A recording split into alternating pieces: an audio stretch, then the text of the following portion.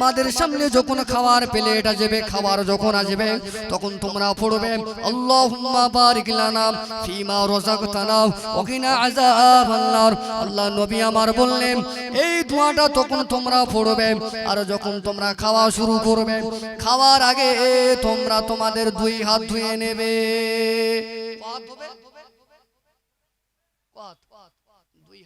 হাত ধোয়া থাকলেও ধুতে হবে, হাত ধোয়া থাকলেও ধোয়াটা হলো সুন্নাত। এক হাত ধোয়া এটা হাত পরিষ্কার করা, দুই হাত ধোয়া হলো রাসূলের সুন্নাত। আমরা মডেল মানতেছি, ড্রেসিং টেবিলে খাচ্ছি, চেয়ার টেবিলে খাচ্ছি, যদিও নিষেধ নাই, আমি নিষেধের কথা যাচ্ছি না, কিন্তু এতে খাওয়া সুন্নাতের খেলাফ।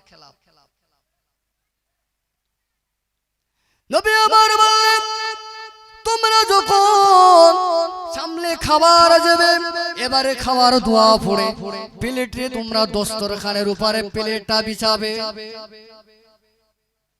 আজকের অধিকাংশ পরিবেশে দেখা যায় এলাকায় জমি বিক্রি টাকা মেকাসিটির পয়সা অনুযায়ী টাকার পরিবর্তনে ক্যারেক্টার চেঞ্জ হয়ে গিয়েছে। ইহুদি খ্রিস্টান পশ্চিমা দেশের ধ্যান ধারণা অনুযায়ী আমাদের খাবার আইটেম এবং আসন ব্যবস্থা করা হয়। ও আমার ভাইজানেরা, আল্লাহ নবী আমার বললেন সাহাবায়ে কেরামেরা যখন তোমরা খেতে বসবে, ওই সময় একটা দস্তরখান বিছিয়ে খাবে। ওই দস্তরখান বিছানোর ভিতর দিয়ে খেতে গিয়েও আল্লাহ রাসূলের সুন্নাত জিন্দা হয়ে যায়। বলুন সুবহানাল্লাহ, জোরে বলুন সুবহানাল্লাহ। আমরা কুটুম আসলে বাড়ি হুজুর আসলে দস্তরখানা বিছায়, এই কুটুমের জন্য দস্তরখানা নয়, হুজুরের জন্য দস্তরখানা নয়। দস্তরখানা এভরি টাইম আপনি যখনই খাবেন তখনই দস্তরখান। এই তবলিগরা অনেকে মনে করে কিন্তু তবলিগদের কাজ না, হঠাৎ রাসূলের সুন্নাত হলো আপনি এনি টাইমে যখনই খাবেন দস্তরখান নেই, কাঁধে গামছা আছে বিছিয়ে দেন, দস্তরখানে নিয়েছেন, তাইতে বিছিয়ে খান। আল্লাহ রাসূলের সুন্নাত জিন্দা হয়ে যায়। নবী আমার বললেন যখন তোমরা খাওয়া শুরু করবে বিসমিল্লাহি ওয়া আলা বারাকাতিল্লাহ বলবে। বিসমিল্লাহি ওয়া আলা বারাকাতিল্লাহ যদি না বলো, খাবার শুরুতে যদি আল্লাহর নাম না নাও, ওয়া মাসাবিরা আমি রাসূলুল্লাহ জানিয়ে দিয়ে দিলাম তোমাদের ওই খাওয়ার সঙ্গে শয়তান যোগদান করে। এখন বলেন কুকুরের এটো ভয়ঙ্কর না শয়তানের এটো? কোনটা খারাপ? শয়তানের না কুকুরের? কুকুরের তো ঠিক বলেছে, শয়তানের এটো খারাপ। আপনি কুকুরের এটো খাবেন, হসপিটালে ডাক্তারের কাছে ট্রিটমেন্ট নিলে বেঁচে যাবেন। শয়তানের এটা যখন ইমানের চেম্বারে ঢুকবে ট্রিটমেন্ট আছে? আজকের শতকরা 90% মুসলমানের ছেলেরা, মুসলমানের মেয়েরা এরা খাবার তরিকা বলে গিয়েছে। অনেক বাড়িতে দেখা যায় রাসূলের সুন্নাতটাকে ফরমাট করে দিয়ে চামচ দিয়ে খাওয়া শুরু করেছে, টাকা ধোয়া লেগে গেছে, চামচ দিয়ে খাওয়া শুরু করেছে। ও নবীর উম্মত, তুমি পশ্চিমা দেশের নীতি অনুযায়ী চামচ দিতে পারলে যে নেতা তোমাকে হাসরের ময়দানে শাফায়াত করে দয়ার জান্নাতে নিয়ে যাবে, ওই নেতার একটা সুন্নাত মেনে দস্তরখান বিছাতে পারলে না। আজকের সমাজে দেখা যায় মুসলমানের ছেলেরা দাঁড়িয়ে দাঁড়িয়ে পানি পান করে, কি নামাজি কি বেনামাজি দাঁড়িয়ে দাঁড়িয়ে পান করে। আল্লাহর নবী আমার হাদিস শরীফের ভিতরে পানি খাওয়ার ৬০টা সুন্নাত বর্ণনা করেছেন। পানি খাওয়ার কয়টা সুন্নাত? ৬টা। একটা বলেন, একটা সুন্নাত বলেন। পানি দেখে পান করা। আরেকটা বল। হ্যাঁ ৩ নয়, মাশাআল্লাহ ৩ নয় পান করতে।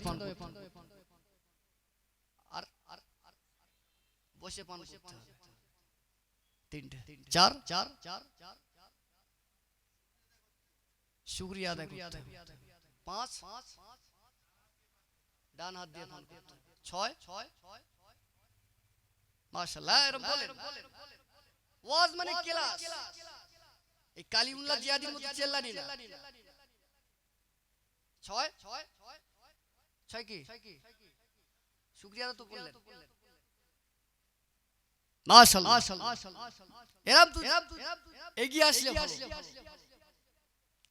নবী আমার জানিয়ে দিয়ে দিলেন সাহাবায়ে কেরামেরা আমি রাসূলুল্লাহ জানিয়ে দিয়ে দিলাম খবরদার তোমরা দাঁড়িয়ে পান করবে না আজকের মুসলমানের ছেলেরা মুসলমানের মেয়েরা কি নারী পুরুষ লক্ষ্য করলে দেখতে পাওয়া যায় বাড়িতে আপনার পানির বোতল ধরেছে তো দাঁড়িয়ে দাঁড়িয়ে দাঁড়িয়ে দাঁড়িয়ে বেদিনের মতন খাওয়া শুরু করেছে শুধু তাই নয় পানিকে আবার জল বলা শুরু করেছে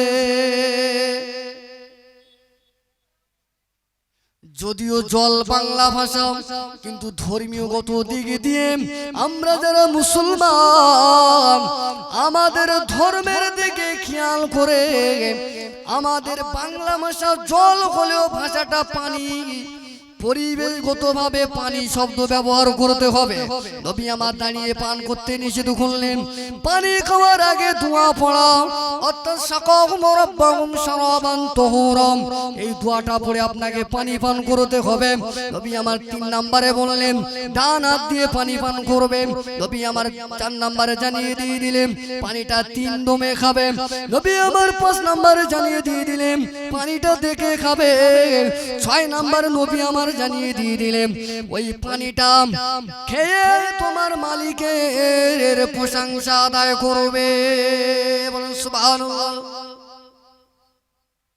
কেন শুকরিয়া আদায় করবে কুরআনুল কারীমের ভিতরে আল্লাহ পাক বললেন ফাযকুরুনি ইয়াযকুরুকুম ওয়াশকুরুনি ওয়ালা তাকফুরুন মহান রব্বুল আলামিন আল্লাহ পাক পবিত্র কুরআনুল কারীমের ভিতরে বললেন হে আমার বান্দা বান্দীরা তোমরা যারা আমি আল্লাহ পাক তোমরা বারে সর্বদা আমি আল্লাহ আমার শুকরিয়া আদায় করবে আমার জিকির ফিকির করবে যে বান্দা বান্দী আমার শুকরিয়া আদায় করে যে বান্দা বান্দী আমার সর্বদা জিকির করে আমি আল্লাহ পাক ওই বান্দার উপরে রহমত বর্ষণ করি বলুন সুবহানাল্লাহ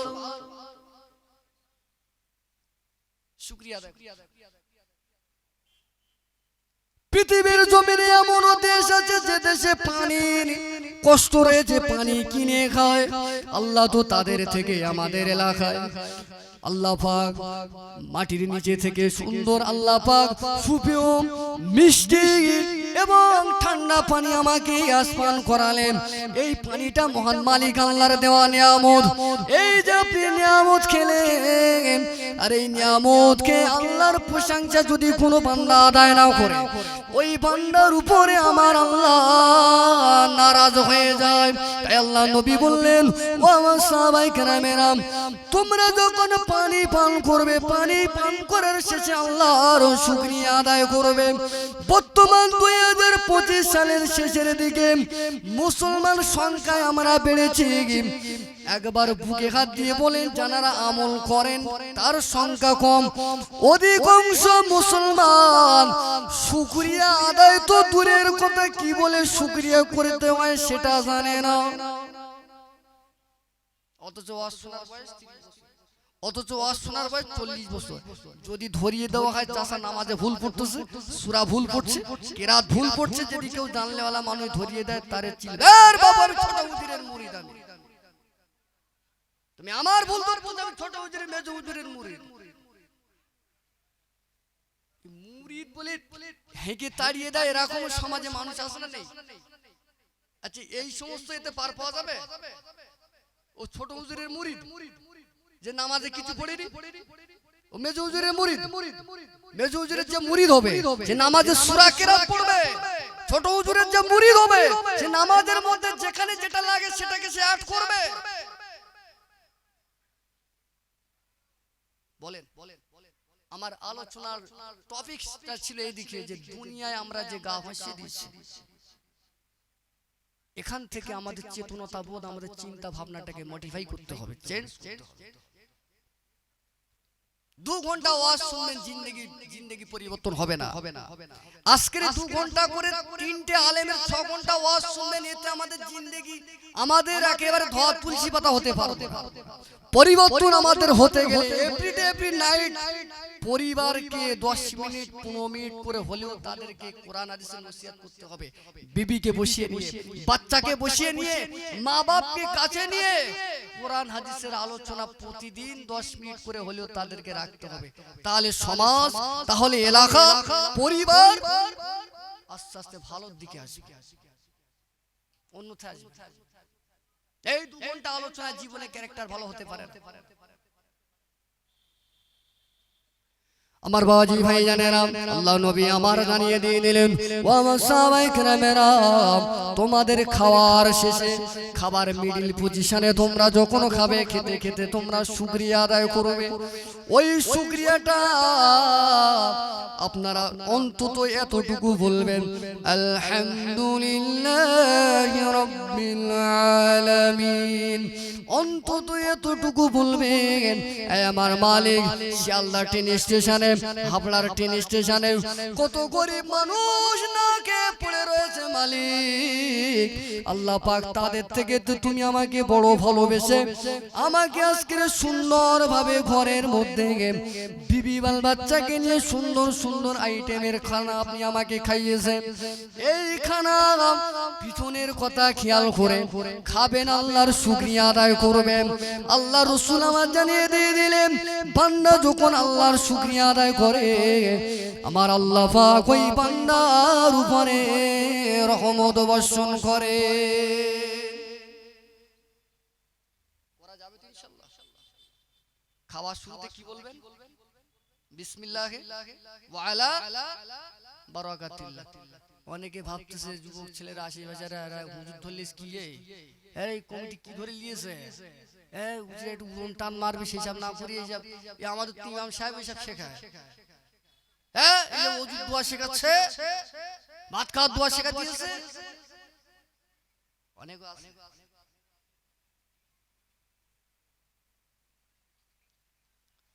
এই তো কিছু নেই। আমার ভাইয়েরা, ভুল আমার বুঝবেন না, আল্লাহ নবী দিন দুনিয়া বাদশাহ হাবিবুল্লাহ নবী আমার হাদিস পাকের ভিতরে জানিয়ে দিয়ে দিলেন, ও আমার সাহাবায়ে কেরামেরা, আমি রাসূলুল্লাহ জানিয়ে দিয়ে দিলাম, তোমরা যখন ঘর থেকে বাইরের জগতে বেরিয়ে যাবে কাজের জন্য, ঘর থেকে যখন বাইরে বার হবে, ওই সময়তে তোমরা ঘর থেকে বাইরে বাম পা রেখে, ঘরের ভিতরে ডান পা রেখে তোমরা পড়বে, বিসমিল্লাহি তাওয়াক্কালতু আলাল্লাহি লা হাওলা ওয়ালা কুওয়াতা ইল্লা বিল্লাহ। এই দোয়াটা পড়ে যদি ঘর থেকে বার হতে পারো, আমি রাসূলুল্লাহ জানিয়ে দিয়ে দিলাম, আল্লাহ পাক তোমার গোটা সফরটাকে নিরাপদের সফর বানিয়ে দেবেন। বলুন সুবহানাল্লাহ। কিসের সফর বানিয়ে দেবেন? নিরাপদের, বিপদ আপদ আর হবে না, বিপদ আপদ আর হবে না। ঘর থেকে যখন বার হবেন, ঘরে ডান পা রাখবেন, বাইরে বাম পা রেখে পড়বেন, বিসমিল্লাহি তাওয়াক্কালতু আলাল্লাহ, আল্লাহর উপরে ভরসা করবেন, লা হাওলা ওয়ালা কুওয়াতা ইল্লা বিল্লাহ। এতটুকু দোয়া পড়ে ঘর থেকে বেরিয়ে যাবেন। যতক্ষণ পর্যন্ত গন্তব্যস্থানে আপনি না যেতে পারবেন, আল্লাহ পাক আল্লাহর আসমান থেকে রহমত এবং ফারিস্তা দিয়ে আল্লাহ আপনার হেফাজতে রেখে দেবে।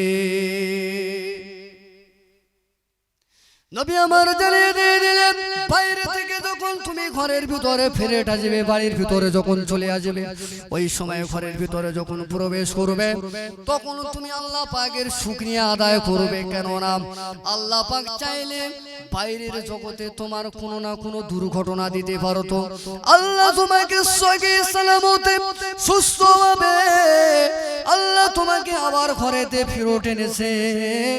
এরই কারণে তুমি তোমার মালিক তুমি তোমার আল্লাহর প্রশংসা করবে। এই কাজগুলো যদি এইভাবে করতে পারেন, এই দুনিয়ার জমিনে আল্লাহ রসুলের এক একটা সুন্নাত জিন্দা হবে। আল্লাহ রসুলের এক একটা সুন্নাত জিন্দা হয়ে গেলে নবী আমার বললেন যে আমার উম্মত একটা সুন্নাত জিন্দা করবে, আমার ওই সুন্নাত জিন্দাকারী উম্মতকে আল্লাহর দয়ার জান্নাতে আমি রাসূলুল্লাহ নিজে নিয়ে থাকব। বলেন সুবহানাল্লাহ। আর জোরে বলুন সুবহানাল্লাহ। দুরূদ শরীফ আল্লাহুম্মা সাল্লি আলা সাইয়্যিদিনা। একটু জোরে জোরে পড়েন না বাবা। ওয়া আলা আলি সাইয়্যিদিনা। ওই মদিনার বাদশা তুমি নবী সরওয়ার, ওই মদিনার বাদশা তুমি নবী সরওয়ার। শান্তি মোরা পেলাম আজ ধুলি ধরার পর, ওই মদিনার বাদশা তুমি নবী সরওয়ার। আল্লাহুম্মা সাল্লি আলা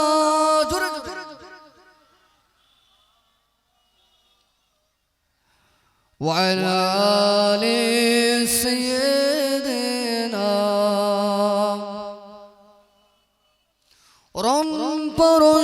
রংপরশয়েরাকে দিল পৌঁছাল সবখানে, রংপরশয়েরাকে দিল পৌঁছাল সবখানে। তোমার নূরের ওসিলায় দুনিয়া যে আলো হয়, তোমার নূরের ছোঁয়া লেগে ঘুচলো অন্ধকার। ওই মদিনার বাদশা তুমি নবী সরওয়ার, ওই মদিনার বাদশা তুমি নবী সরওয়ার। আল্লাহুম্মা সাল্লি আলা সাইয়্যিদিনা ওয়া আলা আলি সাইয়্যিদিনা। তোমার সাথে সাহাবা বিজয় করলো পাক্কাবা, তোমার সাথে সাহাবা বিজয় করলো পাক্কাবা। তোমার নূরের ওসিলায় দুনিয়া যে শান্তি হয়, তোমার নূরের ছোঁয়া লেগে ঘুচলো অন্ধকার। ওই মদিনার বাদশা তুমি নবী সরওয়ার, ওই মদিনার বাদশা তুমি নবী সরওয়ার। আল্লাহুম্মা সাল্লি আলা সাইয়্যিদিনা ওয়া আলা আলি সাইয়্যিদিনা সাল্লাল্লাহু আলাইহি ওয়াসাল্লাম। আমার বাবাজি ভাইজান, আমি আরেকটা পয়েন্ট আপনাদের কাছে বলেছি যে আলোচনা পরিবর্তনের জন্য বিশাল কিছু শোনার পরিবর্তন আমাদের শুনলে হয় না। এক একটা সামান্য সামান্য আলোচনা আমাদের জিন্দেগিতে, যেমন সাহাবায়ে কেরামদের জীবনীতে, এক একটা সাহাবীদের জিন্দেগিতে, এক একটা রাসূলের নসিহতে তাদের জিন্দেগিতে আমূল পরিবর্তন করে দিয়েছেন তারা। একজন সাহাবী আল্লাহ রাসূল সাল্লাল্লাহু আলাইহি ওয়াসাল্লামের কাছে আসলেন, এসে জিজ্ঞাসা করলেন, ইয়া রাসূলুল্লাহ, ইয়া হাবিবাল্লাহ, মান্না একটা আমল আমাকে শিখিয়ে দেন, কোন আমল করলে আমি নাজাত পাবো। যাই হোক আমাদের কাছের মানুষ খুব পরিচিত,